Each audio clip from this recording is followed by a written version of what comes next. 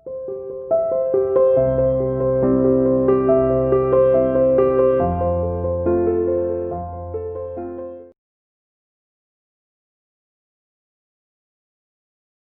Welcome बेटा। हम marginalisation पढ़ रहे हैं, चैप्टर 7 है आपका मार्जिनलाइजेशन।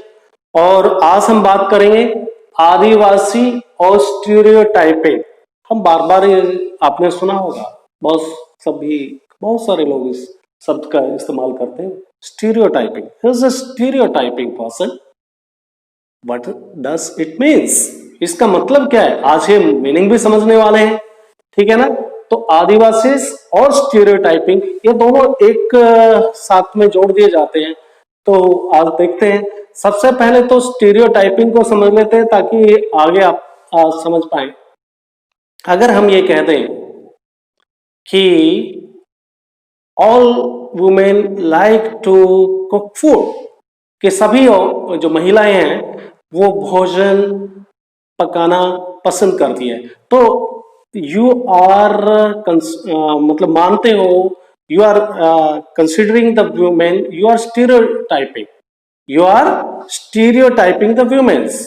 आप एक ही बात करो तो एक ही लाठी से हाँक रहे हो सभी वुमेन्स को। हो सकता है उनमें से कुछ वुमेन्स स्टीरियोटाइप मतलब नहीं भोजन पकाना पसंद करती हो, या फिर आप कह देते हो कि all men are better than the women. अगर आपने ये कह दिया कि all men's are better than the women, तो आप क्या कर रहे हो, मेन और वुमेन को you are stereotyping the men and women, ठीक है ना। ऐसा संभव नहीं है कि अब बहुत सारी महिलाएं भी हो सकती है जो मेन से कंपैरेटिवली अच्छा हो, ठीक है ना, in terms of their education, qualification और बहुत सारी क्वालिटीज के अंदर में। अब स्टीरियोटाइपिंग का मतलब एक पूरी कम्युनिटी को कॉमनली और सिंप्लीफाइड कर दिया आपने, किसी चीज को कॉमन कंसीडर करके बात कर रहे हो, ठीक है ना। तो that is what the meaning of stereotyping. Now come to the point.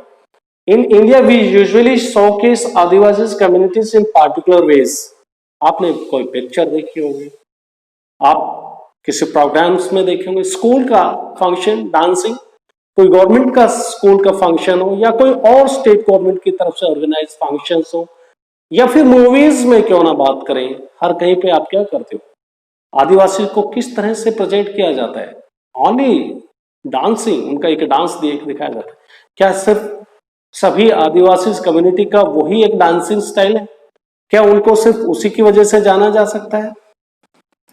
हम उनको दिखाते हैं कि दे आर वेरी बैकवर्ड, ठीक है ना, वो हमारे सभी जो एडवांसमेंट है उनसे पीछे है, उसके लिए सोसाइटी रेस्पॉन्सिबल है, बट सब कुछ उनका सोचना बैकवर्ड है।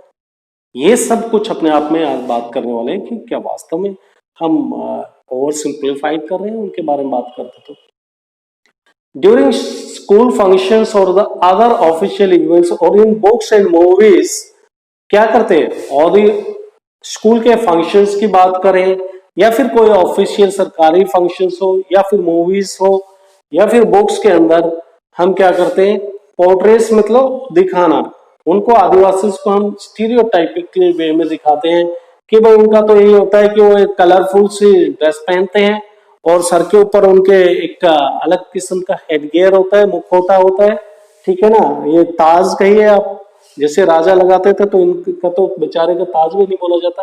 और उनकी कॉस्ट्यूम जो पहरान कलरफुल है, हेडगियर होता है, और they are known through their dancing, कि वो डांस करते हैं, बस उससे ज्यादा उनमें कोई खूबी नहीं। We seems to know very little about the realities of their life. ऐसा लगता है कि हम उनके जो जिंदगी से बहुत ज्यादा हकीकत से वाकिफ नहीं है।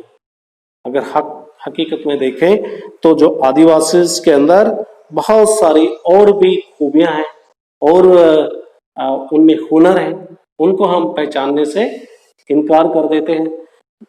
तो people believe they are exotic, primitive and backward. लोगों का सोचना है कि वो अपने आप में काफी बैकवर्ड्स है, ठीक है ना, और बहुत ही प्रिमिटिव है। प्रिमिटिव मतलब पूरे पुराने किस्म के औजार सब कुछ इस्तेमाल करते हैं, हर यानी कि लेटेस्ट टेक्नोलॉजी को स्वीकार नहीं करते। But that is not the reality. अब रियलिटी के बारे में आदिवासी और डेवलपमेंट वाला एक नया चैप्टर, हम नया टॉपिक लेंगे, उसमें हम बात करने वाले हैं कि एक्चुअल में लोगों का आदिवासी के बारे में स्टीरियोटाइपिकली सोचना, सभी को एक वे में देखना, ओवर सिंप्लीफाइड करके हकीकत क्या है, वास्तव में ये क्या इतने सिंप्लीफाइड है? क्या इनको हम एक जैसा कंसीडर कर सकते हैं, या फिर ये डिफरेंट है, इनके अलग डिफरेंट है कल्चर्स है, और उनमें भी कुछ हुनर है, कुछ कर दिखाने की तमन्ना है, अपॉर्चुनिटी देना चाहिए।